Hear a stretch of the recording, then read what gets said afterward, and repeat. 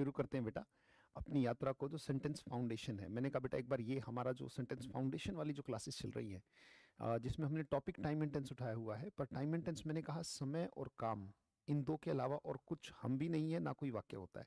यही चीज़ें समझनी होती है कि समय क्या है, टाइम क्या है, और वो किस तरीके से मतलब रिप्रेजेंट हो रहा है, वो समय में किस तरीके से डिलीवर हो रहा है। एक तो टाइम है और एक टेंस है। Tense means the form of verb, और किस समय में वो काम हो रहा है। सबसे बड़ी चीज़ है, मैंने बार बार कहा कि बेटा समय के बिना हम नहीं, काम के बिना हम नहीं, तो बेटा वाक्य भी नहीं है। सबसे इंपॉर्टेंट चीज़ उसी को पकड़ना है, राइट। और उसी में हम सेकंड फॉर्म पे चले थे, और सेकंड फॉर्म में जहाँ तक हो गया था वहाँ से आगे, राइट, वहाँ से आगे हम चलते हैं। हमें आज करना है कि एज इफ और एज दो, एज इफ और एज दो, ये सेकंड फॉर्म में कैसे रोल अदा करता है, इस बात को ध्यान से समझिएगा। सबसे पहले मैं इसका मीनिंग बता दूं।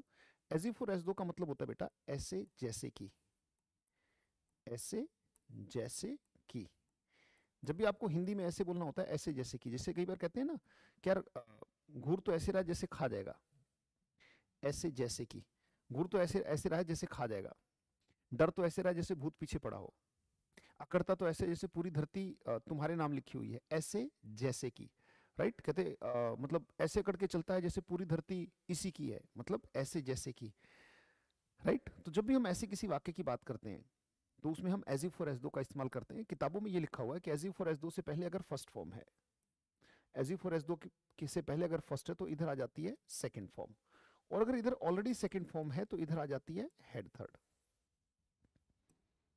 हेड के बाद वर्ब की थर्ड फॉर्म, राइट। ऐसा क्यों होता है भाई? किताबों में तो ये लिखा है, ठीक है सर, सिचुएशन क्या है? कोई ना कोई तो अंतर होगा। जब यहाँ फर्स्ट है, जब यहाँ फर्स्ट है और यहाँ सेकंड है, अगर टेंस बदला है तो पक्के तौर पर टाइम भी बदला होगा। अगर टेंस बदला है मतलब अगर फर्स्ट फॉर्म की सेकंड फॉर्म हुई है, क्योंकि जैसा होगा टाइम, आपने कहा सर वैसा होगा टेंस, तो टॉपिक वही है, टाइम एंड टेंस। यही फाउंडेशन है, चीज़ों को यही समझना है, यही नींव है, यहीं से सारी बातें निकल के आ रही हैं। कहते भाई सर ऐसा क्यों होता है? क्योंकि एक बात हमेशा याद रखना बेटा, कि जो बातें सच हैं और जो बातें मानकर बोली जाती हैं उनमें अंतर होता है। इस बात को मैं फिर रिपीट करूं कि जो बातें सच हैं और जो बातें मानकर बोली जाती हैं उनमें अंतर होता है, और वो अंतर दिखाने के लिए वर्ब की फॉर्म में अंतर कर दिया जाता है। फर्स्ट है तो उसे बना दिया जाता है सेकंड, और अगर सेकंड है तो बनाया जाता है हेड थर्ड। अभी हम जब सिचुएशन लेंगे, परिस्थिति लेंगे, जिंदगी में देखेंगे कहाँ पे ये इस्तेमाल हो रहा है, तो अपने आप से बातें क्लियर भी हो जाएंगी। जो बातें सच हैं और जो बातें मानकर बोली जाती हैं उनमें अंतर होता है। इस बात को हमेशा याद रखना बेटा, इस बात को हमेशा याद रखना कि अब जो बातें सच हैं सर कैसे? जैसे फॉर एग्जाम्पल, जैसे कई बार आपने बचपन से रटा होगा ना कि एक वाक्य होता है, रटवाया जाता है कि if I were a bird I would fly, if I were a bird, अगर मैं एक पक्षी होता। जो बातें सच हैं, अगर सच है, एक बात बताओ, जैसे मान लीजिए मैंने एक बात बोली, अंतर होता है, जैसे मैंने कहा आई एम अजय, तो ये क्या है? ये सच है ना, ये बात सच है भाई, मैं अजय हूं, बिल्कुल सही है। अच्छा, मैं जब आपको कल पढ़ा रहा था, कल वाली क्लास में भी तो मैं अजय ही था, आई वॉज अजय। ये भी क्या है भाई? एम और इज कहाँ, इज एम आर कहाँ पे आता है? इज एम आर वॉज वहां पे आता है। ये भी बात क्या है? सच है भाई, मैं कल भी अजय ही था, अभी मैं अजय हूँ। ये सच है बेटा, ये दोनों वाक्य सच है। जैसे मैंने कहा आई एम अ टीचर, सच है। आई वॉज अ टीचर, सच है, राइट। ये सब सच है। जैसे मैंने कहा ही इज अ स्टूडेंट, सच है वो एक स्टूडेंट है। ही वॉज अ स्टूडेंट, ये बात भी बिल्कुल सच है कि वो स्टूडेंट था। जो बातें सच हैं और जो बातें मानकर बोली जाती हैं उनमें अंतर होता है। आई एम अजय, ये बात तो बिल्कुल सही है, पर एक बात बताओ, अगर मैं लिखूं आई am a bird, I am a bird, अब बात को महसूस करो और मुझे ध्यान से देखो, ध्यान से देखो। क्या मैं कह सकता हूँ? मैं कह सकता हूँ आई एम अजय, बिल्कुल कह सकता हूँ। मैं कह सकता हूँ आई am a teacher, I am happy, I am sad, ये बात बिल्कुल सच है। पर अगर मैं कहूँ आई एम अ बर्ड, ध्यान से देखो बेटा, क्या मेरे पंख है? आप कहोगे नहीं सर, राइट। क्या मैं पक्षी जैसा दिखाई देता हूँ? कहते नहीं सर। तो आई एम अ बर्ड, क्या ये बात हो सकती है? क्या ये वाक्य इंग्लिश में हो सकता है कि कोई, और अगर बर्ड है तो उसके पास लैंग्वेज नहीं है? बर्ड अपने आप को आई कैसे कहेगा और कैसे बोलेगा आई am a bird? Cartoon network पे छोड़ दो, सत्य नहीं है, पर कार्टून नेटवर्क के अलावा तो और कहीं नहीं होता। मैं कैसे कह सकता हूँ कि आई एम अ बर्ड? अच्छा, क्या मैं बोल दूं कि भाई मैं पक्षी था, आई वॉज अ बर्ड? इसका मतलब पहले तो मैं पक्षी था, समय के थपेड़ों ने मुझे इंसान बना दिया। अब आप देखोगे एक बात कि यहाँ पे ना तो एम आ सकता है ना वॉज आ सकता है, क्योंकि एम और वॉज होते ही ये जो व्यक्ति अपने आप को आय कह रहा है, जैसे मान लो मैं अपने आप को आय कह रहा हूँ, तो इसका मतलब वही पक्षी हो गया, इसका मतलब वही पक्षी था। तो कैसे बोलेंगे बेटा? ऐसे तो बोलेंगे नहीं कि आई एम अ बर्ड, ऐसे भी नहीं बोलेंगे कि आई वॉज अ बर्ड, राइट, क्योंकि ये तो सच हो गया। तो एक ही तरीका बचा, कैसे बताया जाए, राइट, कैसे बताया जाए कि ये बात सच नहीं और मानकर बोली जाती है, वर्ब में बदलाव कर दिया जाए। जब सच है तो इज एम आर वॉज लगाया जाता है, और कल्पना हो तो सबके साथ इफ आई। वैसे आई के साथ कभी वर्ब नहीं आता, बताने के लिए कि ये बात सच नहीं है, मानकर बोली जा रही है। सच बोल रहा है एम और वॉज से, तो मानकर बोली गई बात वैसे थोड़ी बोलेगी, क्योंकि जो बातें सच हैं और जो बातें मानकर बोली जाती हैं उनमें अंतर होता है। If I were a bird, अगर मैं एक पक्षी होता, if I were a bird I would fly, अगर मैं पक्षी होता तो मैं उड़ता, तो डेफिनेटली ना वहां पे एम आएगा ना वॉज आएगा। जैसे मान लो कि मेरी बेटी है छोटी सी, तो उसको देख के लोग कहते हैं कि यार मतलब ऐसे बातें करती है जैसे दादी अम्मा हो, छोटी सी है, राइट, 4 साल की, और उसको हम कह रहे हैं कि वो दादी अम्मा है, कहते बातें ऐसी करती है जैसे दादी अम्मा हो, right. Vanshika talks as if, क्या मैं कह दूं वंशिका इज ग्रैंड मदर? महसूस करो बेटा, कैन आई से Vanshika is grand mother? Can I say that Vanshika is grand mother? तो इसका मतलब तो सच में ग्रैंड मदर है, पर 4-5 साल की बच्ची को आप ग्रैंड मदर कैसे कह दोगे? अच्छा, क्या मैं कह दूं कि Vanshika was grand mother? Vanshika was grand mother?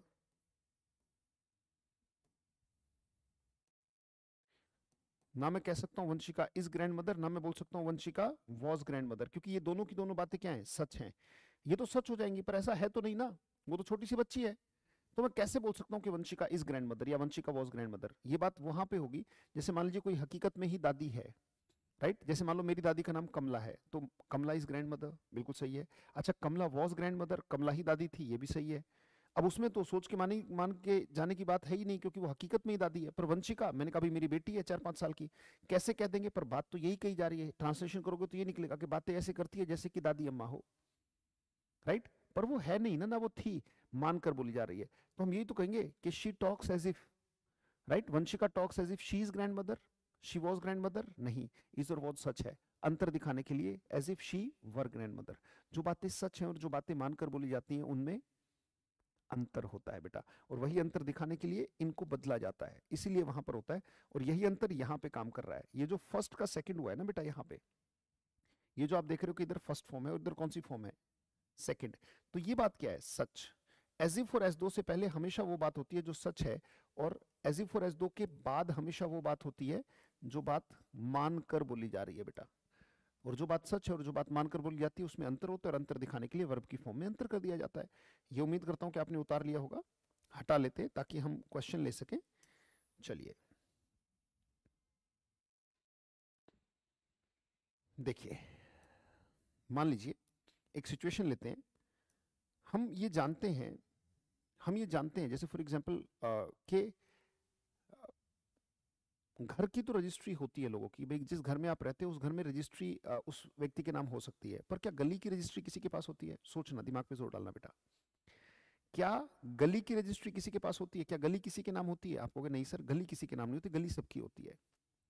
अब अगर आपका पड़ोसी, ध्यान से देखना बेटा, अब अगर आपका पड़ोसी, सिचुएशन लेना, रियल घटना बताऊं, भाई एक घर है मान लो यहाँ पे, ये सच्ची घटना है, और ये बंद गली है, ये वो हमारे गांव वाली गली है, जिस मतलब गांव में एक जो हमारा घर है उसमें ऐसा है कि ये बंद गली है, और आने जाने का रास्ता सिर्फ ये है, ये रास्ता यहाँ आगे बंद है। यहाँ पे एक व्यक्ति का मकान है, दिलीप नाम के व्यक्ति का मकान है, उसका बहुत बड़ा फर्नीचर हाउस है। वो क्या करता है, वो क्या करता है कि वो नीचे वाला जो फ्लोर है उसमें फर्नीचर वगैरह बनाता है, एज इफ और एज दो, समझ रहे बेटा। तो इसके कारीगर क्या करते हैं, वो फर्नीचर को सूखने के लिए यहाँ तक फैला देते हैं, फर्नीचर को सूखने के लिए यहाँ तक फैला देते हैं। और दूसरी बदतमीजी ये कि भाई यहाँ तक तो हाल, तो ये भी गलत है क्योंकि आगे वाले लोग आएंगे जाएंगे तो यही रास्ता है जहां से उनको निकलना है। दूसरा, एक गाड़ी को पार्क करे तो कम से कम दीवार के साइड में लगा दे, वो गाड़ी को भी पार्क करता है तो गाड़ी को बिल्कुल दीवार से हटा के यहाँ पे पार्क कर देता है। अब लोगों के आने जाने के लिए सिर्फ इतना सा रास्ता बचा। बड़े ध्यान से देखें बेटा। अब एक दिन क्या हुआ कि यहाँ पे एक सज्जन रहते हैं, राइट, यहाँ पे एक सज्जन रहते हैं, उनको रात को फोन आता है करीबन 11:15 के आसपास, 11:30 11:15 बजे के आसपास, कि भाई आपका जो रिश्तेदार है, मतलब आपके जो जीजा जी हैं, आपकी जो बहन के जो हस्बैंड हैं, जो जीजा जी हैं, वो बहुत सीरियस हैं और उन्हें ब्लड की जरूरत है। तो ये व्यक्ति यहाँ पे जिसका घर है वो एकदम से गाड़ी उठा के भागता है और पाता है कि यहाँ पे तो रास्ता ब्लॉक है। राइट। अब रास्ता ब्लॉक है, इसे निकलना बहुत जरूरी है, पर गाड़ी निकल नहीं सकती, तो ये बेचारा घंटी बजाता है, घंटी बजाता है, कोई नहीं खोल रहा। वो ऊपर फर्स्ट फ्लोर पे रहता है, नीचे ग्राउंड फ्लोर पर उसका गोदाम है फर्नीचर का। तो परेशान होकर क्या करे, चिल्लाता है, फिर भी कोई आवाज, तो वो ईंट उठाता है और वहां पे फर्स्ट फ्लोर पे फेंक के मारता है, जो शीशा है, शीशा टूट जाता है। शीशा टूटते ही एकदम से दिलीप बाहर आता है। अब दिलीप बाहर आता है तो आके देखता है, और आके ऊपर से गाली गलौज करने लगा। तो जैसे ही वो नीचे आया कि शीशा कैसे तोड़ दिया, अब ये इतना आवेशित है, और होना भी चाहिए, समय की डिमांड है, इतना गुस्सा हो गया कि इसने आते ही जो दिलीप है उसको पकड़ के दो तीन मतलब तमाचे लगा दिए। दो तीन तमाचे लगा दिए, पूरी गली इकट्ठी हो गई, पूरी गली इकट्ठी हो गई, बड़ी मुश्किल से उनका बीच बचाव करके छुड़वाया, गाड़ी वाड़ी हटवाई, तब वो गाड़ी लेके भागा। राइट। पर जब उसको मारा तो ये इससे पूछा गया, जो सज्जन इसको मार रहे थे तमाचे, कहते भाई मार क्यों रहे हो, कहते यार गाड़ी ऐसे पार्क करता है जैसे गली इसके बाप की है। ध्यान से देखना, गाड़ी पार्क करता है जैसे गली इसके बाप की है। वाक्य को समझना बेटा, शब्दों को ध्यान से पकड़ना, सिचुएशन को पकड़ना। अब कहते भी गाड़ी पार्क करता है तो दिलीप, अगर मैं करता हूं तो आई पार्क, तुम करते हो तो यू पार्क, और दिलीप करता है तो दिलीप।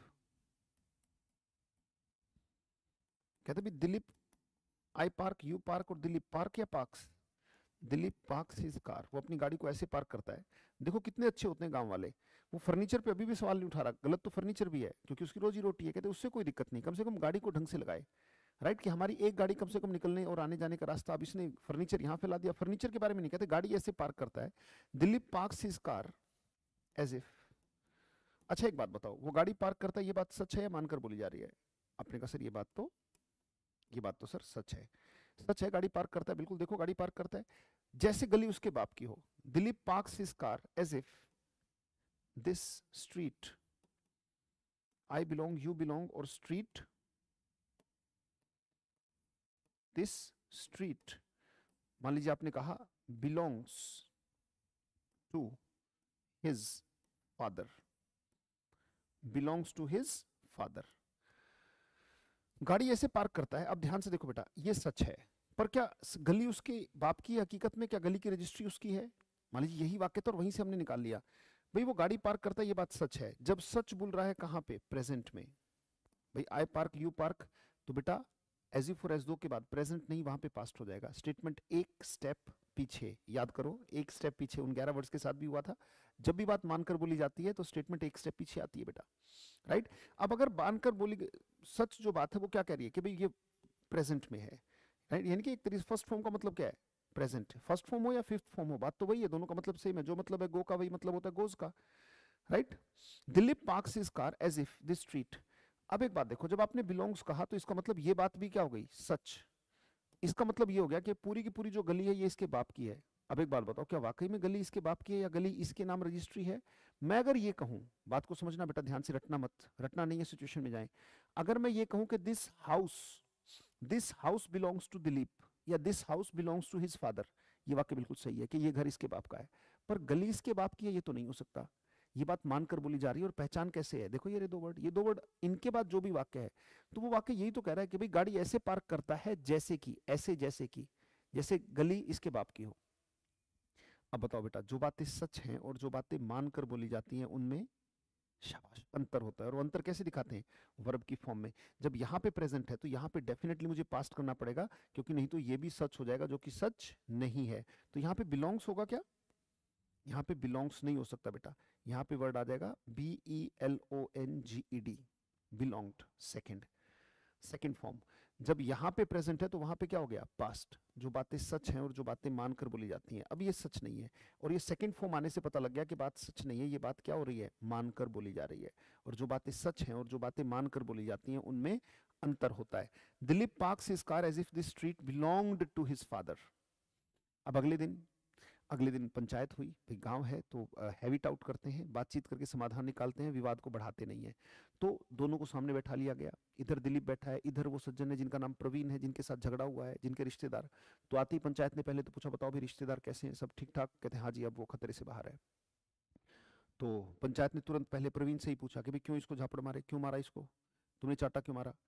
राइट। तो पहले ही बोला कि भी देखो मैं आवेशित था और बहुत परेशानी में था, एक बात बताओ, जिस तरीके की घटना घटित हुई, अगर मेरे रिश्तेदार को कुछ हो जाता तो क्या दिलीप उसके बच्चों को पाल देता, क्या उनका खर्चा दे देता? जवाब आएगा नहीं। तो कहते सर बस इतनी सी बात थी कि ये जो गाड़ी पार्क करने वाली जो तमीज है वो ठीक नहीं थी, और मैं बार बार आवाज दी, घंटी बजाई, इसने नहीं खोला। राइट। इसने गाड़ी ऐसे पार्क कर रखी थी, क्योंकि बेटा अब आज बात कर रहे हैं और घटना है कल रात की। घटना कल रात की है तो बात किसकी होगी बेटा? बात तो यस्टरडे या लास्ट नाइट की होगी ना। कहते भी तूने क्यों मारा इसको, क्यों मारा, तो वाक्य क्या बनेगा? अब प्रवीण कहता है कि लास्ट नाइट, अब बड़े ध्यान से देखना, कहते भी पिछली रात को हुआ क्या था? पिछली रात को ये हुआ था कि दिलीप ने, लास्ट नाइट दिलीप, अब बताओ लास्ट नाइट के साथ दिलीप पार्क्स या सेकंड फॉर्म? आपको सर जब लास्ट नाइट आ गया तो लास्ट नाइट तो नो मोर है, सेकंड फॉर्म आएगी, यहाँ पे पार्क्स नहीं आएगा, क्या पार्क्ड। पंचायत में बोल रहा है क्या? Last night Dilip parked his car, parked his car as if, उसने गाड़ी ऐसे पार्क कर रखी थी जैसे। अब एक बात बताओ, गाड़ी पार्क कर रखी थी, ये बात सच है या नहीं? आपने कहा सर बिल्कुल सच है। बिल्कुल सच है सर, हमने गाड़ी बिल्कुल, उसने गाड़ी पार्क कर रखी थी, तभी तो झगड़ा हुआ। Last night Dilip parked his car as if this street, as if this street, गली में ही पंचायत हो रही है, ब्लैंक टू हिज फादर, जैसे पूरी की पूरी गली उसी के बाप की थी, ब्लैंक टू हिज फादर। अब अगर ऑप्शन दिए जाए बेटा, ऑप्शन नंबर 1, क्या यहां पे बिलोंग्स कह दूं? ऑप्शन नंबर बी, क्या यहां पे बिलोंग्ड कह दूं? ऑप्शन नंबर सी, क्या यहां पे हेड बिलोंग्ड कह दूं?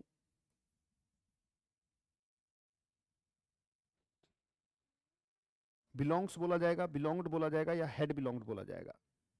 Last night Dilip parked his car as if this street belongs, belonged या हेड बिलोंग्ड? भाई लास्ट नाइट, पिछली रात दिलीप ने गाड़ी ऐसे पार्क कर रखी थी जैसे कि पूरी की पूरी जो गली है वो उसके पापा की। अब एक बात बताओ, जो सच है वो कौन सी फॉर्म में बोल रहा है? सेकंड, इसका मतलब ये ऑलरेडी पास्ट है बेटा। जब यहां पे सेकंड है तो वहां सेकंड नहीं हो सकता, क्योंकि जो बातें सच हैं और जो बातें मानकर बोली जाती हैं, राइट। अगर मैं वहां पे बिलोंग करूंगा, इसका मतलब उस समय के लिए उसकी उसकी जो गली थी वो उसी के नाम थी या उसके पापा के नाम थी, ऐसा तो नहीं है। सच अगर सेकंड फॉर्म में बोल रहा है तो बेटा अंतर दिखाने के लिए वर्ब की फॉर्म में अंतर कर दिया जाता है, यानी कि एक स्टेप पीछे। याद करो, ये वही तो सिचुएशन है, वो रोगी का मरना, डॉक्टर का आना, मतलब वही है ना सेकंड और हेड थर्ड वाला कॉम्बिनेशन जो हम पढ़ते हैं। तो बेटा हम एक स्टेप पीछे लाएंगे, सेकंड एक स्टेप पीछे आके हमारा आंसर क्या हो जाएगा? Had belonged, right. Last night Dilip parked his car as if, तो बेटा फर्स्ट है तो सेकंड, यानी कि अगर प्रेजेंट है तो क्या? पास्ट। और अगर पास्ट है तो उसे हम कह देते हैं past perfect, right. Past perfect का मतलब क्या होता है? Head third, right. आगे हम बात कर लेंगे कि पास्ट परफेक्ट वगैरह ये सारी बातें, पर हम ऐसे याद रख सकते हैं, प्रेजेंट है तो पास्ट, पास्ट है तो उससे भी एक स्टेप पीछे, मतलब हेड थर्ड। जब यहाँ पे ऑलरेडी सेकंड है तो वहां पे हेड थर्ड हो जाएगा, सेकंड हो नहीं सकता। हाँ, जब यहाँ प्रेजेंट है तो वहां पे हमने पास्ट दिया। बेस वही आ गया कि जो बातें सच हैं और जो बातें मानकर बोली जाती हैं उनमें उनमें अंतर होता है। तो वो अंतर कैसे दिखाया जाता है बेटा? वर्ब की फॉर्म से वो अंतर दिखाया जाता है। जैसे एक वाक्य लेंगे प्रैक्टिस के लिए, चलिए लेट्स स्टार्ट। वाक्य लिखें बेटा। भाई तुम ऐसे बातें करते हो, you talk as if, you talk as if you blank everything. भाई तुम ऐसे बातें करते हो जैसे तुम्हें सब पता है। You talk as if you blank everything. Option number 1, know आएगा क्या? इधर फर्स्ट फॉर्म है, देखो प्रेजेंट है, नो आएगा क्या? सेकंड, नो की सेकंड फॉर्म न्यू आएगी क्या? नंबर थर्ड, मान लीजिए 3 ऑप्शन देता हूं, हेड नोन आएगा क्या? आपने कहा सर एक स्टेप पीछे आता है, तो इसका मतलब एक है तो 2 हो जाएगा। ये सेकंड फॉर्म है, एक है तो 2 और 2 होता तो क्या हो जाता? 3। कह रहे सर आप ऐसे बातें करते हो, इसका मतलब तुम बातें करते हो, ये बात तो सच है। और एज इफ के बाद हमेशा वो बात है जो मानकर बोली जाती है। तो यहाँ पे अगर फर्स्ट है तो यहाँ पे क्या होगा? आपने कहा सर यहाँ पे सेकंड होगा, तो आंसर भी यहाँ पे क्या होगा? डेफिनेटली आंसर सेकंड होगा, न्यू आएगा। You talk as if you knew everything, तुम ऐसे बातें करते हो जैसे तुम्हें सब पता है। अच्छा, अगर यहीं पे मैं वाक्य को ऐसे कर दूं, यू टॉक्ड एज इफ, तुमने ऐसे बातें की थी, टॉक्ड सेकंड फॉर्म, ये ऑलरेडी सेकंड है। अब अगर इधर 2 है, जब इधर 1 था तो उधर 2, इधर 2 है तो उधर 3 होगा ही होगा, 2 नहीं रह सकता क्योंकि बात मानकर बोली जाएगी। You talked as if you blank everything, तुमने ऐसे बातें की थी कि जैसे तुम्हें पहले से ही सब पता था। You talked as if you blank everything, second form है बेटा, तो सेकंड है तो कि यहां भी सेकंड होगी? कहते नहीं सर यहां सेकंड नहीं हो सकती, क्योंकि जो बातें सच हैं और जो बातें मानकर बोली जाती हैं उनमें अंतर होता है। जब यहाँ पे सेकंड आ गया तो बेटा यहाँ पे ऑटोमेटिकली क्या आ जाएगा? Head third. तो जो यहाँ पे 2 है तो यहाँ पे 3 आ जाएगा, तो यहाँ पे क्या आंसर होगा? Had known. You talked as if you had known everything. शाबाश, जल्दी से उतार लीजिए। और इसके बाद हम इसी में आगे बढ़ते हैं सेकंड फॉर्म में। चलिए डन बेटा। अब इसी में हम आगे बढ़ते हैं एज इफ और एस दो में बेटे। किताबों में एक और बात लिखी है जिसको हम समझ लेते हैं। किताबों में ये लिखा है कि एज इफ और एस दो कोई अंतर नहीं होता, दोनों का मीनिंग सेम है, हिंदी सेम है, ट्रांसलेशन सेम है, एज इफ और एस दो एक दूसरे की जगह लगते हैं। ये लिखा है बेटा एज इफ और एस दो के बाद ना कभी इज, ना कभी एम, ना कभी वॉज, ना कभी इज, ना कभी एम, ना कभी आर और ना कभी वॉज। अगर ये दिखे तो गलत होता है बेटा। इज एज इफ और एस दो के बाद ना इज, ना एम, ना आर, ना वॉज, हमेशा क्या आएगा? वर। वर क्यों आएगा ये बात मैं पहले ही बता चुका हूं, क्योंकि ये बात मानकर बोली जा रही है। इज, एम, आर, वॉज तो वहां आता है जहां बातें, शाबाश, जहां बातें सच होती हैं। और ये बात सच नहीं है बेटा, ये बात मानकर बोली जा रही है। जब वर आ गया तो इस वर के बाद या तो नेम, चार चीजें इंग्लिश में कभी वर्ब नहीं होती बेटा, एक तो नेम, एक प्रोफेशन, एक क्वालिटी और एक कंडीशन। नेम, प्रोफेशन, क्वालिटी और कंडीशन। नेम, प्रोफेशन, क्वालिटी, ये चार चीजें कभी वर्ब नहीं होती। सर हमें कैसे पता लगेगा कोई चीज वर्ब है या नहीं? बेटा इसे मार के बाद रख के देखो, अगर आईएनजी लेता है तो वर्ब है और आईएनजी नहीं लेता तो वर्ब नहीं है। जैसे मैंने कहा I am a teacher, sir am तो आया पर आईएनजी नहीं दिख रहा, तो इसका मतलब वर्ब नहीं है, काम नहीं है। अगर मैं कहूँ आई एम टीचिंग, हाँ सर यहाँ पे एम आई और आईएनजी भी है, इसका मतलब यहाँ पे वर्ब है। जैसे मैंने कहा you are studying, you are studying, are आया और आईएनजी दिख रहा है, इसका मतलब वर्ब है। एक मैंने कहा यू आर स्टूडेंट, आर है और आईएनजी नहीं है, इसका मतलब वर्ब नहीं है। जैसे मैंने कहा कि ही इज डांसिंग, वर्ब है, आईएनजी आ गया। ही इज अ डांसर, कोई वर्ब नहीं है। जैसे मैंने कहा I am Ajay, I am a teacher, I am honest, I am happy, am तो है पर आईएनजी नहीं है। इज एम आर के बाद रख के देखो, अगर आईएनजी लेता है तो वर्ब है और आईएनजी नहीं लेता तो वर्ब नहीं है। तो बेटा जो वर्ब होगी तो कैसे केस होगा? अभी जो हमने पढ़ा कि फर्स्ट है तो सेकंड, सेकंड है तो हेड, थर्ड, ये वर्ब की फॉर्म वाला केस है। और अगर वर्ब की फॉर्म नहीं होगी तो क्वेश्चन कैसे बनेगा? ना इज, ना एम, ना आर, ना वॉज, हमेशा क्या? वर। कैसे? जैसे मान लीजिए मेरे एक मित्र हैं, नाम हो गया रामलाल, कहते भी रामलाल ऐसे बातें करता है, रामलाल टॉक्स। अब उनकी आदत है कहीं भी बैठते हैं तो वो थोड़े से पढ़े लिखे हैं, पढ़े लिखे हैं तो क्या होता है भाई, बड़ी बड़ी बातें, जो भी उनको ज्ञान है, ज्ञान की एक आदत होती है, उसका मन होता है रुकने का नहीं, बहने का, फ्लो होने का। वो आपके मुंह से निकलना चाहता है, आपने कुछ सीखा तो बाहर आना चाहता है। आत्मा को सबसे अच्छा क्या लगता है? एक्सप्रेस करना, अपने आप को बोलना, अपने विचार किसी के समक्ष रखना, राइट? तो अल्टीमेटली रामलाल टॉक्स, रामलाल बातें करता है, रामलाल ऐसे बातें करता है। अब कोई उनसे बातें करता है तो कई बार कुछ लोग उसे अदरवाइज भी ले लेते हैं। जैसे मान लीजिए गांव के चौक पर, वहां पर बैठा है एक चाय की दुकान पर, और वहीं पे उसी गांव के दूसरे लोग बैठे हैं, उसी के गांव के। अब वो चाय पीते पीते, अखबार पढ़ते पढ़ते कुछ जो है देश की राजनीतिक नीतियों में, जो सरकार है उसकी नीतियों में कमियां बताने लगा। तो वहां के बुजुर्ग कहते हैं देखो रामलाल ऐसे बातें करता है जैसे यही मोदी हो, जैसे यही मोदी हो, या जैसे यही प्राइम मिनिस्टर हो। अब देखो क्या वाक्य आ गया, Ramlal talks as if, Ramlal ऐसे बातें करता है एज इफ ही किसे कह रहा हूं? रामलाल को ही, right? Ramlal talks as if he is Modi. जब मैंने ही इज मोदी कह दिया तो इसका मतलब ये निकल गया बेटा, जब मैंने ही इज मोदी बोल दिया तो इसका मतलब ये निकला कि रामलाल इज मोदी। पर क्या ये बात सच है कि रामलाल इज मोदी? नहीं, मोदी इज मोदी। अगर हम कहीं टीवी पर आ रहे हैं तो मैंने कह दिया ही इज मोदी, तो ये तो सही है। ही वॉज मोदी, ये भी सही है। पर क्या मैं कह दूं कि ही वॉज मोदी, कि वो मोदी थे, कि भी पैदा तो मोदी हुआ था, समय के थप्पड़ों ने पीट पीट के रामलाल बना दिया? ऐसा नहीं है, राइट? अच्छा, क्या मैं कह दूं कि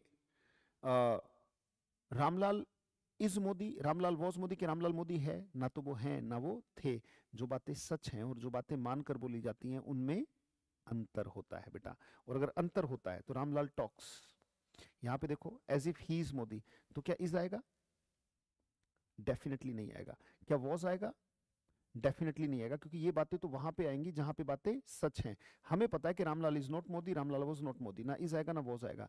जो बातें सच हैं और जो बातें मानकर बोली जाती हैं उनमें अंतर है। ये बात सच है ना कि रामलाल बातें करता है, बिल्कुल सच है। पर क्या ये सच है? आपने कहा नहीं सर। तो बेटा जब सच नहीं है और मानकर बोली जा रही है तो अंतर होता है, और अंतर दिखाया जाता है कैसे? वर्ब में अंतर करके। वैसे ही के साथ इज और वॉज ही आता है, पर वर्ब क्यों लगा? इसका मतलब बात मानकर बोली जा रही है। वाक्य बन गया, बोलो एक बार, शाबाश। Ramlal talks as if he were Modi, ऐसे बातें करता है जैसे वही मोदी हो। अच्छा, नेम हो गया। प्रोफेशन से भी एक वाक्य लो, प्रोफेशन से भी एक वाक्य लो। जैसे मैंने कहा शी प्रिटेंड्स, वो ऐसे ढोंग करती है। प्रिटेंड का मतलब होता है बेटा ढोंग करना,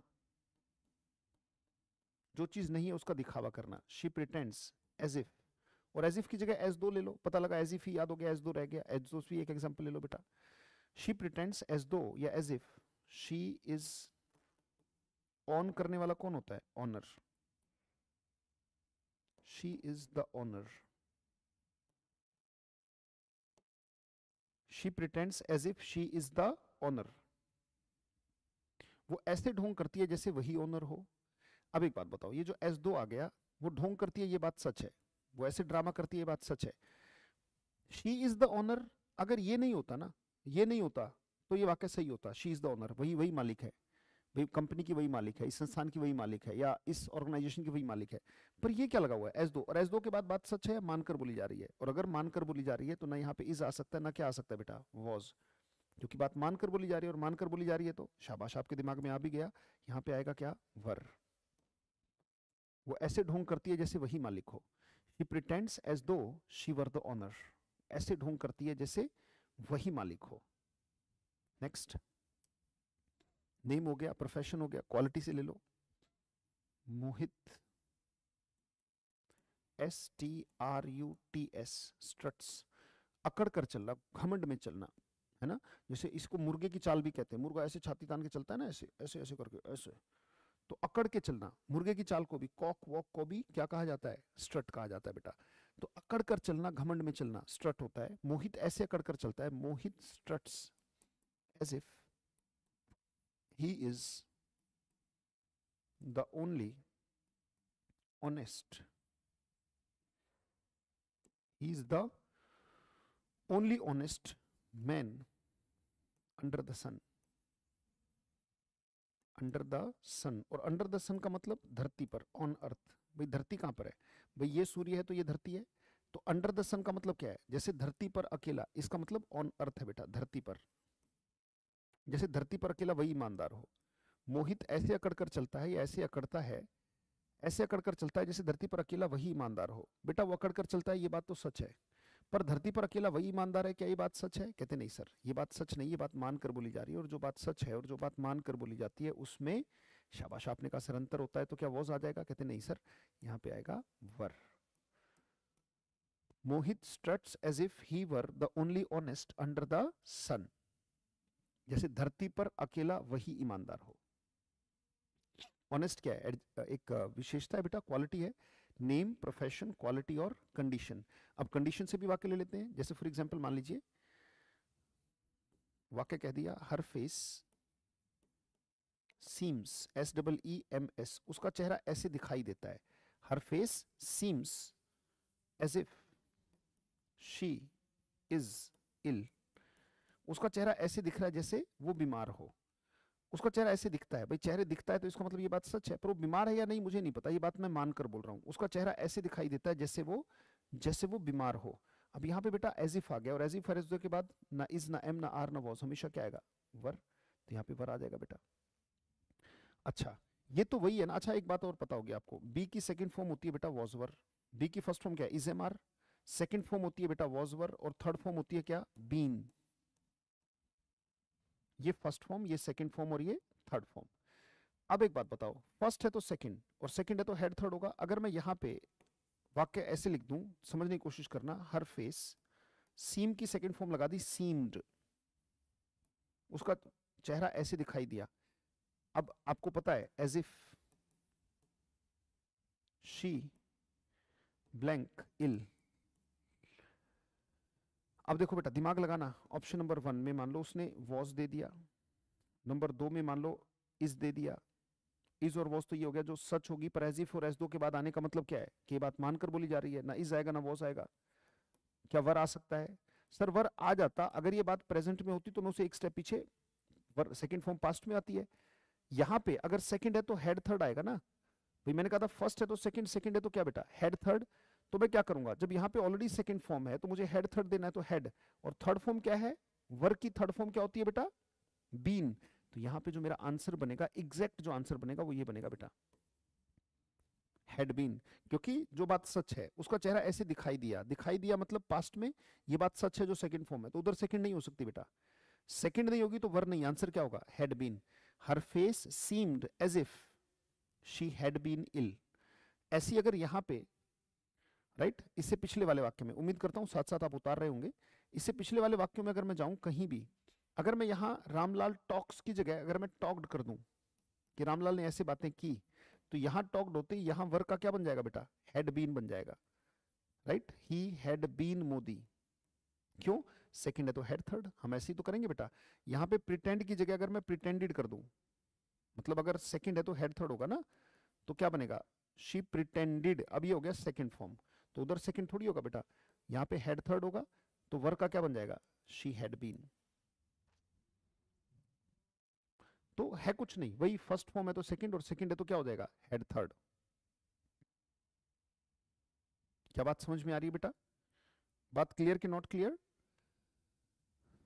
हाँ बेटा उतारो, शाबाश, बहुत अच्छे से ईमानदारी से एक एक चीज को नोट करना है बेटा, कोई ऐसी चीज मत छोड़ देना जो आप नोट ना करें बेटा।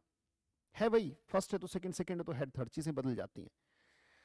चलिए एक बार देखते हैं हमने जो जो पढ़ा, क्या बात समझ में आई। यहां से हमने स्टार्ट किया, यहां से हमने स्टार्ट किया बेटा, ये हमने देखा कि हाँ भी बात सच है, मानकर बोली जा रही है, फर्स्ट है तो सेकंड, सेकंड है तो हेड थर्ड आता है, ये बात हम पहले ही बता के चले। तो यहां से हम चले, राइट, नेक्स्ट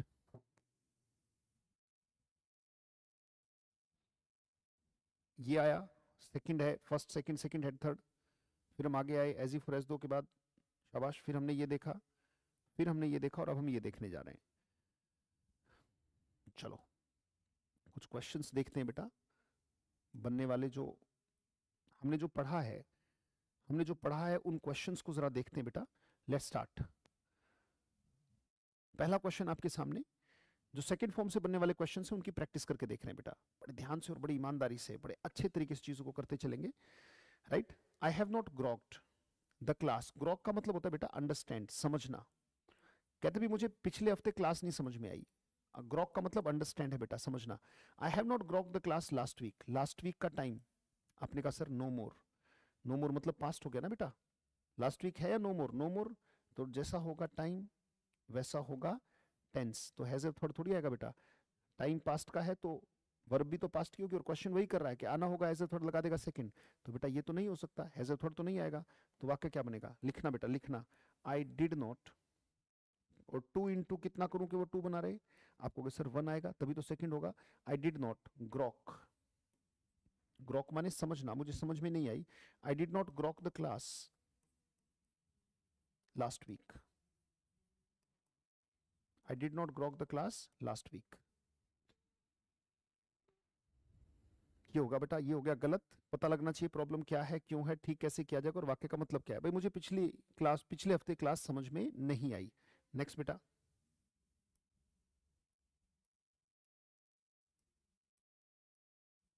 चलिए नेक्स्ट, नेक्स्ट आपके सामने, the youth of India, the youth of India have recognized the mealy mouth nature, जो भारत के जवान लोग हैं, मीली माउथ का मतलब होता है बेटा दोगला, जो दोगला होता है उसे बोलते हैं mealy mouth, dual personality, double standards वाला जो आदमी होता है उसको ड्यूअल बोलते हैं बेटा। The youth of India have recognized, recognize माने पहचानना, the mealy mouth nature of politicians in the yester elections, yester का मतलब होता है बेटा पिछले इलेक्शन, येस्टर माने पिछला होता है, जो पिछले इलेक्शंस हुए उसमें जो यूथ ऑफ इंडिया है उसने पॉलिटिशियंस के दोगले स्वभाव को पहचान लिया। अब बेटा येस्टर का मतलब क्या हो गया, पास्ट, और ऐसी कोई भी चीज बेटा जैसा होगा टाइम, आपने कहा सर वैसा होगा टेंस, टॉपिक का नाम हो गया टाइम एंड टेंस, तो बेटा यहाँ से हैव नहीं आएगा, और जब ये अकेली है तो कौन सी हो गई, सेकंड, हैव के बाद थी तो ये थर्ड थी, राइट। वाक्य लिखते रहिएगा बेटा, the youth of India recognized the mealy mouth nature of politicians in the yester elections, जो भारत के यूथ हैं, जो जवान हैं, उन्हें पिछले इलेक्शंस में जो पॉलिटिशियंस हैं उनका दोगला चेहरा साफ दिखाई दिया, राइट। और पिछले इलेक्शंस नो मोर, नो मोर तो सेकंड फॉर्म आ गई बेटा, वाक्य साथ साथ लिखते चलिएगा, नोट करते चलिएगा हर एग्जाम्पल। नेक्स्ट बेटा, his wife has come to realise 2 days ago, 2 दिन पहले, अगो आ गया ना बेटा, पास्ट का टाइम है, जैसा होगा टाइम वैसा होगा टेंस, हैज कम नहीं क्योंकि ये तो थर्ड है, ये नहीं आ सकता बेटा, अब ये थर्ड था क्योंकि कम केम और कम, कम केम कम, फर्स्ट फॉर्म और थर्ड फॉर्म सेम होती है, तो यहाँ पे हैज कम नहीं आ सकता बेटा, आपको कि सर यहाँ पे आएगा केम जो कि सेकंड फॉर्म है। That he is a sphinx, जैसे मिली माउथ है ऐसे ही स्फिंक्स का भी मतलब होता है दोगला। 2 दिन पहले उसकी वाइफ को पता लगा कि वो एक दोगला आदमी है, राइट? 2 दिन पहले उसकी वाइफ को पता लगा कि वो एक दोगला इंसान है। His wife came to realise 2 days ago that he is a sphinx, कि वो दोगला इंसान है। वाक्य साथ साथ लिखते चलिएगा बेटा, हर एक वाक्य को लिखिएगा, नोट कीजिएगा। Next, he has not forgot the vices. Vices माने चेहरे की बनावट बेटा, चेहरे की, चेहरा जो होता है उसे वाइसेस कहते हैं। जो आपकी पहचान है वो आपका वाइसेस ही तो है, राइट? जो फेशियल स्ट्रक्चर है, राइट, फेशियल जेस्चर्स या स्ट्रक्चर जो होता है उसे हम वाइसेस कहते हैं। कहते हैं उसके आंखों के आगे से वो चेहरा हट ही नहीं रहा है जब से उसने अपमानजनक भाषा का इस्तेमाल करके मना कर दिया है। इसका मतलब एक तो चोरी, ऊपर से सीना चोरी। डेस्पिकेबल का मतलब होता है बेटा insulting. He has not forgot the vices of that man since, since दिखाई दे रहा है बेटा। अब याद करो मैंने बताया था कि सिंस में टाइम कितने होते हैं? 2, तो टेंस भी कितने होंगे? 2। ये तो यहां भी थर्ड फॉर्म लगा रहा है, देखो ध्यान से। और यहां पे भी हैज गेन सेड, गेन से का मतलब होता है रिजेक्ट करना, मानने से मना करना। गेन से का मतलब होता है बेटा, ये गेन सेड थर्ड फॉर्म है, से सेड सेड, ऐसे वाई से सेड सेड। अब बताओ, यहां भी थर्ड लगा रहा है, वहां भी थर्ड लगा रहा है, कहते सर गड़बड़ है। कहां पे गड़बड़ है? कहते सर सिंस के बाद हमेशा स्टार्टिंग पॉइंट होता है जो कि पास्ट में होता है, तो ये हैज कट जाएगा और ये एकदम से कौन सी फॉर्म बन जाएगी? सेकंड। वाक्य का मतलब ये निकल रहा है बेटा कि जब से उसने अपमानजनक शब्दों का इस्तेमाल करने के बावजूद मना कर दिया, तब से वो चेहरा उसकी आंखों के आगे से हट नहीं रहा। इसका मतलब एक तो चोरी, ऊपर से सीना चोरी। या तो गलती हुई है तो चुपचाप कह दे कि हाँ गलती हुई है, राइट? पर उसने तो मना ही कर दिया। He gain said to have used despicable remarks, कि भाई मैंने तो किया ही नहीं, जबकि साफ तौर पे रिकॉर्डिंग भी है, ऑडियो भी है, वीडियो भी है, कर रहा है और फिर भी कह रहा है ये मैं नहीं हूं। तो कहते वो चेहरा आंखों के आगे से हट ही नहीं रहा है जब से उसने इस काम को करके मना कर दिया है, गेन से कर दिया है। तो बेटा सिंस ने बता दिया कि कहां पे क्या गड़बड़ है। सिंस से कनेक्टेड 2 सेंटेंस है, तो हैज अ थर्ड और सेकंड का कॉम्बिनेशन हमने किया था। नेक्स्ट, द अकम्प्लाइज, सह अपराधी, जो अपराध में साथ दे, अकम्प्लाइज होता है बेटा, राइट? जैसे मान लीजिए आपके दोस्त ने मर्डर किया, दोस्त ने मर्डर किया पर आपने मर्डर नहीं किया, पर आपने उसके हाथ पकड़े हुए थे। चाकू तो आपके दोस्त ने मारा, जो आपने हाथ पकड़े हुए थे, तो आप अकम्प्लाइज हो। जो क्रिमिनल है वो तो फेलन है, फेलन माने अपराधी है, जिसने क्राइम किया है। ये वो है जिसने चाकू घुसेड़ा, पर जिसने चाकू घुसेड़ने में मदद की वो फेलन ना हो के वो क्या है? पार्टनर इन क्राइम है बेटा। जिसको हम पार्टनर इन क्राइम कहते हैं उसे अकम्प्लाइज कहते हैं। कहते जो सह अपराधी है वो अपराधी के घर गया था, कब? 2001 में गया था। और 2001 अब है या नो मोर? आपने कहा सर नो मोर, अब नहीं है, तो इसका मतलब पास्ट है। आना होगा सेकंड फॉर्म, लगा देगा हैज ऑफ थर्ड। देखो the examiner will confuse you by using has of third in the place of second form. यहाँ पे हैज गोन नहीं आएगा बेटा, वेंट आएगा। वाक्य पूरा लिखना, सब समझ में आएगा। कहते जो अकम्प्लाइज है वो अपराधी के घर 2001 में गया था। नेक्स्ट बेटा, his attitude has been phlegmatic for the hapless class. मान लीजिए वाक्य जानबूझकर, वैसे तो ये वाक्य अपने आप में ठीक है, फ्लेगमेटिक माने उदासीन। मैं जानबूझकर इसको पूरा करूंगा और आप भी लिखिएगा। इसका मतलब उदासीन होता है जिसे कोई फर्क नहीं पड़ता, वो फ्लेगमेटिक होता है। इनडिफरेंट जिसे बोलते हैं, कहते भाई उसको कोई फर्क नहीं पड़ता। कहते यार तेरे पापा की डेथ हो गई, कहते यार एक ना एक दिन तो जाना ही था, चलो मुझे अपना काम करने दो। तो इसका मतलब he is phlegmatic towards his father's death, right? तो फ्लेगमेटिक का मतलब उदासीन है, जिसे कोई फर्क नहीं पड़ रहा, वो फ्लेगमेटिक है। और हार्पलेस माने होता है बेटा अभागा, अनफॉर्चुनेट। अभागा, जिसका भाग्य ठीक नहीं है, उसे हार्पलेस कहते हैं, राइट? इसे हेल्पलेस मत मानना, इट्स हार्पलेस, अपने आप में एक वर्ड है। अनफॉर्चुनेट, जिसका भाग्य ठीक नहीं है।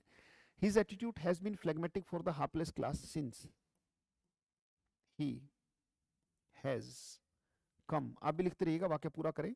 Since he has come to power, जब से वो ताकत में आया है, जब से वो सत्ता में आया है, जब से उसने सत्ता की बागडोर संभाली है, तब से लेके अभी तक, तब से लेके अभी तक उसका एटीट्यूड अभागे लोगों के लिए मतलब उदासीन रहा है। कहते यार मुझे अपनी पावर को एंजॉय करने दो।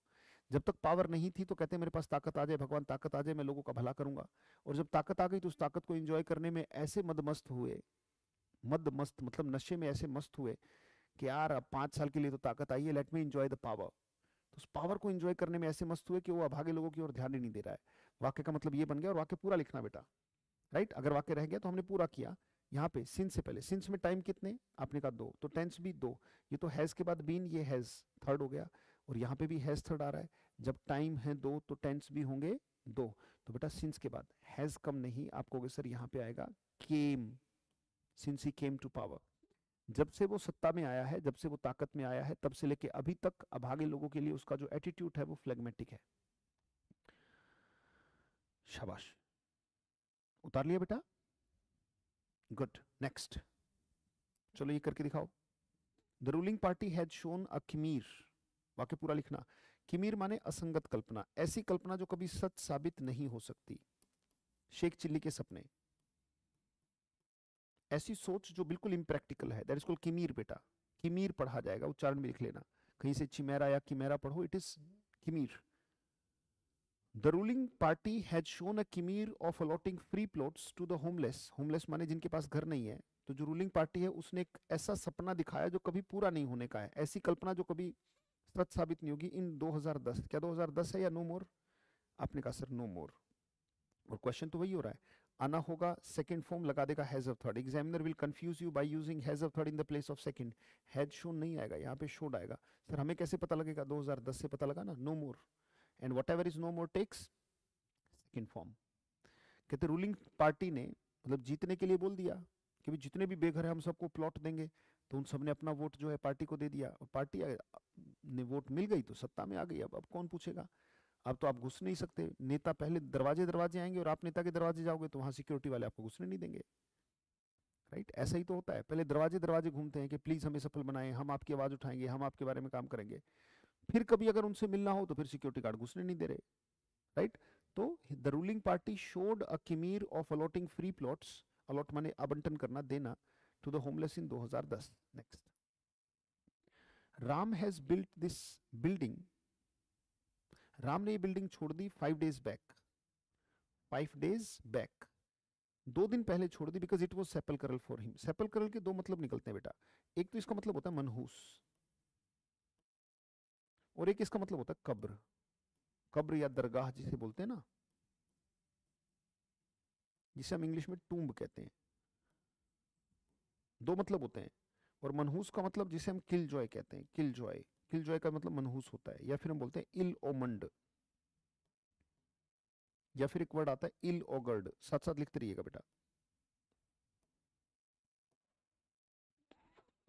मनहूस, राम ने 5 दिन पहले वो बिल्डिंग छोड़ दी क्योंकि वो उसके लिए मनहूस थी, क्योंकि वो राम के लिए अब उसने छोड़ी है तो मरा तो होगा नहीं, उसकी कब्र थोड़ी थी, वो उसके लिए कब्र तो हो ही नहीं सकती, तो मनहूस रही होगी, मनहूस वाला सेंस आ रहा है। तो अल्टीमेटली 5 days बैक, बैकवर्ड आ गया, बैक का मतलब पीछे, पीछे मतलब नो मोर, आना होगा सेकंड फॉर्म लगा देगा हैज ऑफ थर्ड।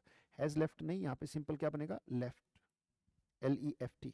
तो Ram left that building 5 days back because it was sepulchral for him, क्योंकि वो उसके लिए मनहूस थी।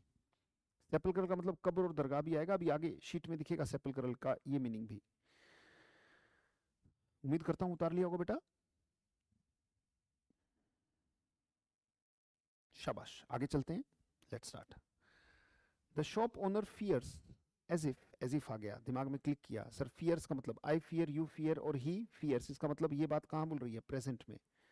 प्रेजेंट में बोल रहा है क्या? जो बात सच है। शॉपकीपर ऐसे डरता है जैसे उसे, as if he knows about the contamination. थोड़ा सा मिसप्रिंट है, कोई नहीं मैं पूरा कर देता हूं। कंटेमिनेशन का मतलब क्या है? मिलावट, जैसे उसे मिलावट का पता हो। शॉपकीपर तो ऐसे डर रहा है जैसे उसे मिलावट का पता है, जैसे उसे मिलावट का पता है कि हाँ मेरी चीजों में मिलावट है। मान लीजिए छापा मारने के लिए आप पहुंचे, आप टीम में हो, आप सरकारी अधिकारी हो और आप दुकान पर पहुंचे मिलावट चेक करने के लिए। जब आप पहुंचे तो उसका डर देखते हुए कहते डर तो ऐसे रहा जैसे कि इसे पता है कि मिलावट है चीजों में, राइट? तो वो डर रहा है, ये तो कंफर्म है, ये बात सच है, एज इफ से पहले बात सच है, पर जो बात मानकर बोली जा रही है उसमें अंतर होता है। जब यहाँ फियर्स है तो यहाँ पास्ट होगा बेटा, जब ये प्रेजेंट है तो यहाँ पे क्या आ जाएगा? न्यू। शॉपकीपर ऐसे डरता है जैसे कि उसे मिलावट का पता हो। शाबाश। नेक्स्ट, कंटेमिनेशन बाय द परवेयर, परवेयर माने सप्लायर है। पिछले वाला जो मैंने पूरा किया था इसका मतलब सप्लायर होता है बेटा, SUPPLI, सप्लायर, जो सप्लाई करता है चीजों को, हो गया हमारा। Next, don't take my advice, मेरी राय को ऐसे मत मानो जैसे कि ये मजाक है। ड्रॉल का मतलब मजाक होता है बेटा। वो कह रहे भाई मेरी राय को मजाक में मत मत उड़ाओ। पापा ने कहा हेलमेट पहन लिया करो, किसी दिन चालान हो जाएगा, हेलमेट पहन लिया करो चालान हो जाएगा। कहते हाँ हमारा चालान कौन काट देगा, आपने बोला। तो पापा ने कहा कि मेरी राय को मजाक मत मानो, ऐसे मत मानो जैसे मैं मजाक कर रहा हूँ। अब एक बात बताओ, आप अपनी एडवाइस एज इफ और एज दो के बाद बेटा, मैंने कहा था ना कभी इज ना कभी आर ना कभी वॉज, इज आएगा बेटा? नहीं, आपको sir were, as if it were drawl. कहते मेरी राय को मजाक मत मानो, जिस दिन चलान होगा, मोटा चलान होगा, बड़ी दिक्कत हो जाएगी। Don't take my advice as though it were droll. Droll का मतलब मजाक है, फन, मोकरी, बाडिनेज, बेंटर, है ना, सारे वर्ड्स मजाक के लिए आते हैं। कहते इसको मजाक में मत उड़ाओ, ये मत मानो कि मैं मजाक कर रहा हूँ, ये एडवाइस है, राय है आपके भले के लिए। Next, the precocious boy. Precocious का मतलब होता है बेटा, एक वर्ड सुना होगा आपने, प्रोडिजी, कम उम्र में ज्यादा बुद्धिमान।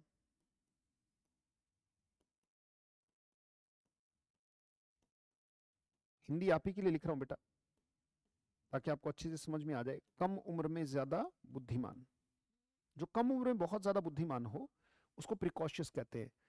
The precocious boy answered all my questions, यानी कि जो इंटेलिजेंट, यहां पे इंटेलिजेंट कह सकते हो, बुद्धिमान, इंटेलिजेंट बॉय, आंसर्ड, आंसर्ड माने second form, all my questions as if. अब ध्यान से देखो बेटा, एज इफ और एज दो, जो बातें सच हैं और जो बातें मानकर बोली जाती हैं। As if he did a thorough study, भाई इंटेलिजेंट बच्चे ने, प्रोडिजी और प्रोकोशियस एक ही मतलब है, कम उम्र में ज्यादा बुद्धिमान, पर है तो बुद्धिमान ही। मैं ये कह दूंगा कि इंटेलिजेंट बच्चे ने मेरे क्वेश्चंस का ऐसे जवाब दे दिया जैसे कि उसने गहन अध्ययन कर रखा हो, यानी कि पहले ही सारी बातें पढ़ के आया हो। थोरो का मतलब गहन है। उसने ऐसे जवाब दिया, ये बात सच है, उसने कर रखा है नहीं कर रहा, ये बात सच नहीं मानकर बोल रहा हूँ। एज इफ और एज, इधर सेकंड है तो इधर सेकंड कैसे आएगा बेटा? तो डिड तो सेकंड है, ये गलत है। हमें लगाना पड़ेगा हैड और फिर डिड की third form done, as if he had done a thorough study. तो ये डिड गलत है बेटा यहाँ पे, क्यों? क्योंकि जब जो बातें सच हैं और जो बातें मानकर बोली जाती हैं उनमें अंतर है। तो यहाँ सेकंड है तो यहाँ सेकंड थोड़ी आएगा, सेकंड है तो हैड थर्ड। पूरा वाक्य बनेगा, the precocious boy answered all my questions as if he had done a thorough study, जैसे कि उसने एक गहन अध्ययन कर रखा हो। शाबाश। Next, it is time, it's right time, it's high time. Right, हमने देखा था कि it's time to, right, it's time to, अगर टू है तो फर्स्ट है, और अगर कोई किरदार आ गया तो सेकंड। पहले ही देर हो चुकी है और देर नहीं करनी चाहिए। इट्स हाई टाइम और ये रहा वो किरदार यू। जब ऐसा कुछ हो गया तो पहले ही देर हो चुकी है, प्रिक्लूड नहीं होगा, यहाँ सेकंड फॉर्म आएगी बेटा। अगर टू होता तो फर्स्ट, और कोई आ गया आई यू ही शी काम करने वाला तो फिर सेकंड। और वाक्य का भाव है इट्स ऑलरेडी लेट, है ना। याद है पापा ने बोला था कि it's time you went for a morning walk, पहले ही देर हो चुकी है, अब देर नहीं करनी चाहिए। It's time you precluded, preclude का मतलब होता है बेटा रिमूव। प्रिक्लूड का मतलब क्या है? रिमूव, हटा देना, खत्म कर देना, समाप्त कर देना। ऑल द पॉसिबिलिटी ऑफ इग्नोमिनियस का मतलब शर्मनाक, शर्मनाक, और डिबैकल का मतलब हार। कहते पहले ही देर हो चुकी है, कम से कम और देर मत करो, कि अब अपनी शर्मनाक हार ना हो जाए, इसकी सारी पॉसिबिलिटीज को रिमूव कर दो, खत्म कर दो, कोई संभावना, कोई कसर मत छोड़ो, हार नहीं होनी चाहिए। It is high time you precluded the possibility of ignominious debacle. Next बेटा, the archaeologist has found the relic in the last year delve operation. Delve का मतलब बेटा सर्च, डेल्व का मतलब सर्च होता है, खोजी अभियान, और ऑपरेशन आप जानते हो यानी कि इन्वेस्टिगेशन।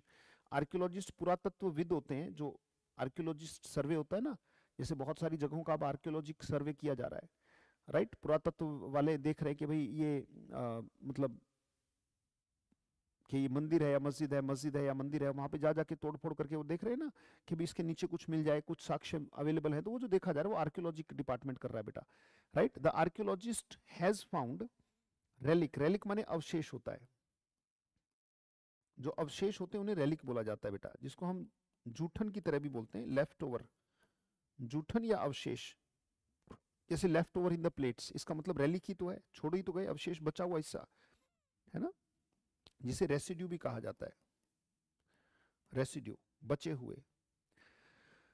तो लास्ट ईयर मिल गया आर्कियोलॉजिस्ट को, जो मिला सर्च ऑपरेशन में जो अवशेष मिला वो कब मिला? Last year. Last year no more, has found नहीं आएगा बेटा, और जब अकेला होगा तो सेकंड है, अकेला है तो सेकंड है, किसी के बाद है तो थर्ड है। अब ये ठीक हो गया। The archaeologist found the relic in the last year delve operation. Done. Next बेटा, दिस सेपल्क्रल। अब यहां पे सेपल्क्रल का मतलब मनहूस नहीं है बेटा, कब्र है, क्योंकि कोई मनहूस तो बनाया नहीं गया होगा, यहाँ पे कब्र बनाई गई होगी या मजार बनाई गई होगी। Is made in the time of Gupta dynasty. बताओ बेटा, गुप्त वंश है या नो मोर? ये तो पास्ट है, और पास्ट है तो सेकंड फॉर्म, और इज की सेकंड फॉर्म क्या होती है? वॉज। कहते हैं जो कब्र है ये बनाई गई थी, इज नहीं आएगा बेटा, whatever is no more take second form. तो यहाँ पे इज मेड बनाई जाती है, रोज थोड़ी बनती है, इसे बनाया गया था, तो बनाया गया था तो इज मेड या वॉज मेड? तो this sepulchral was made in the time of Gupta dynasty, Gupta वंश के दौरान इसे बनाया गया था। Got that? नेक्स्ट बेटा,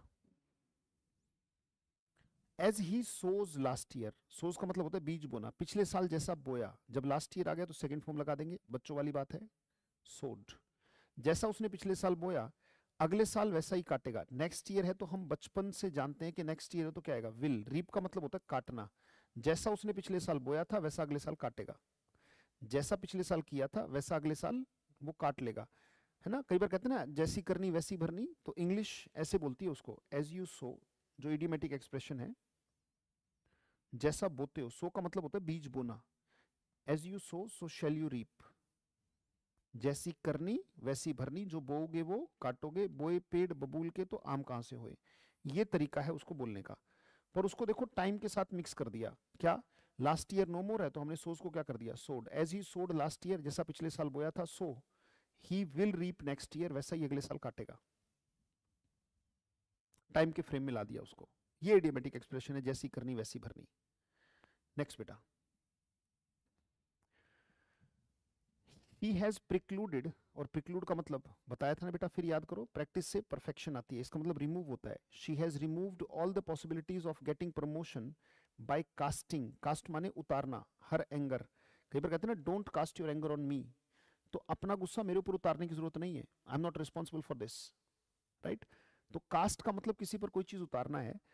तो on her senior 2 days ago, फिर देखो 2 दिन पहले का टाइम है या no more? No more. No मोर है तो बेटा हैज ऑफ थर्ड या सेकंड? आप कहोगे सर सेकंड आएगा, शी प्रिक्लूडेड आएगा खाली, हैज प्रिक्लूडेड नहीं। She precluded all the possibilities of getting promotion, उसने अपने प्रमोशन की सारी संभावनाएं खत्म कर ली हैं, by casting her anger on her senior 2 days ago, 2 दिन पहले उसने अपना सारा गुस्सा सीनियर पर उतारा, और उसने सारी संभावनाएं खत्म कर दी अपने प्रमोशन की, सीनियर पर गुस्सा उतारकर, उस पर गुस्सा होके। गुस्से की प्रवृत्ति वही थी ना कि नीचे वाले की तरफ आता है, अपने से कमजोर पे आता है, ताकतवर पे आया तो कॉन्सिक्वेंस हो गए, अब प्रमोशन नहीं होगा। Next, I was a precocious child, precocious prodigy, कम उम्र में ज्यादा बुद्धिमान, and have started reading newspaper at the age of 4। ध्यान से देखो, क्या अभी मेरी एज ऑफ 4 है? क्या मैं 4 साल का हूं? आपने कहा नहीं सर। अगर 4 साल के नहीं हो, ध्यान से देखो, ये पास्ट हो गया, एट द एज ऑफ 4 क्या अब टाइम है? कहते सर नहीं, no more, and whatever is no more take second form. Have नहीं आएगा, खाली अकेली है तो सेकंड है, किसी के बाद होती तो थर्ड होती, तो ये स्टार्टेड रहेगा खाली। वाक्य बन जाएगा I was precocious child and, बल्कि यहाँ पे ये भी होना चाहिए, I was a precocious child and started reading newspaper at the age of 4। और 4 साल की उम्र में ही मैंने अखबार पढ़ना शुरू कर दिया था। नेक्स्ट, एब्जॉर का मतलब होता है बेटा सौगंध खा के त्याग देना, लीव बाय स्वेयरिंग। जब कहते हैं ना मां कसम आज के बाद ये काम नहीं करूंगा, भगवान कसम मैं आज के बाद शराब को हाथ नहीं लगाऊंगा, उसे एब्जॉर बोलते हैं। सौगंध खाकर त्यागना, स्वेयर माने होता है सौगंध त्यागना, है ना, त्याग देना, कभी भी आज के बाद सिगरेट नहीं पीऊंगा भगवान कसम, ये एब्जॉर है, right. He has absorbed all the bad habits on 12/1/2010, 12/1/2010 the day he tied the note with Sita. और टाई द नोट का मतलब शादी करना, यानी कि 12/1/2002 जिस दिन सीता से उसकी शादी हुई थी, उसी दिन उसने क्या किए? सारी की सारी बैड हैबिट्स को छोड़ दिया। 2010 में अगर ये काम हुआ तो हैज ऑफ थर्ड नहीं बेटा, सेकंड, क्योंकि whatever is no more, क्योंकि 12/1/2010 अब नहीं है, and whatever is no more takes second form. कहते उसने सारी की सारी बुरी आदतों को सौगंध खा के त्याग दिया है 12/1/2010 को, जिस दिन उसने अपनी मतलब वाइफ से, मतलब सीता से शादी की। टाई द नोट का मतलब गठबंधन संस्कार, शादी करना। नेक्स्ट, अगला वाक्य ये रहा, व्हेन आई टोल्ड देम, अच्छा यहाँ से अगला टॉपिक आ गया बेटा, अर्लियर लेटर लिखा हुआ है, इसका मतलब द नेक्स्ट टॉपिक। इसका मतलब पास्ट को हमने समझा, सेकंड फॉर्म को हमने समझा और उसके कुछ क्वेश्चंस भी किए, एज यू फॉर एज दो के, it's time, it's high time के, ऐसे टाइम जो कि नो मोर हैं, उनके वाक्य आपने लिख भी लिए। इसे अगली क्लास में मिलेंगे और बहुत बेहतरीन क्लास होने वाली है जो अगली है, right, it's going to be ecstatic class, बहुत एक्स्ट्रा ऑर्डिनरी क्लास है। कॉपी पेन के साथ अलर्ट रहना, बहुत कुछ लिखने को भी मिलेगा और समझने को दिमाग के कपाट कपाट भी खुलेंगे अगली क्लास में। Very important class, next class is very important, जिसमें हम वाकई में जो फाउंडेशन है उसको महसूस करा दूंगा कि वाकई में it is the sentence foundation. और एक बार ये बातें समझ में आ जाए तो बहुत जबरदस्त हो जाएगा बेटा काम। मिलेंगे आपसे अगली क्लास में। मुझे सुनने के लिए, अपना इतना बेहतरीन समय देने के लिए, इतना ध्यान से, इतनी शांति से अपने नोट्स बनाने के लिए और अपनी जीवन में कुछ सकारात्मक करने के लिए मेरे सहारा महज माध्यम मात्र रहा और किसी अच्छे में माध्यम बन पा रहा हूं, ये मेरा सौभाग्य है। और इसी अच्छे को और प्लस करते रहेंगे। अगली क्लास में आपसे मिलते रहेंगे। अपने नोट्स को अच्छे से बनाएं, बार बार पढ़ें, बार बार रिवाइज करें। कोई दिक्कत हो तो मुझसे बात करें। बहुत बहुत धन्यवाद। Thank you, thanks lot. मिलेंगे आपसे अगली क्लास में। Thank you.